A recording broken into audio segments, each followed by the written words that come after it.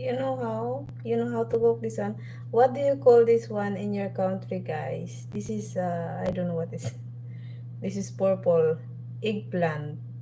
Eggplant. I don't know why they call this eggplant. I don't know.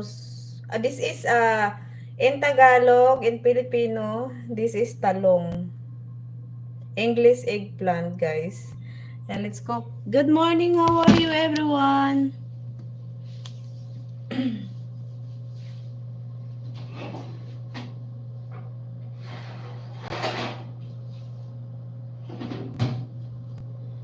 I cook this one like this.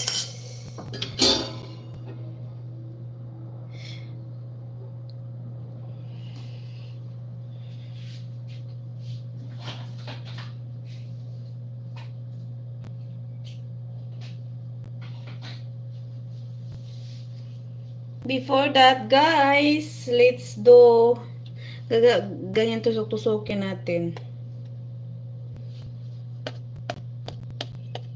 Butasan. Let's put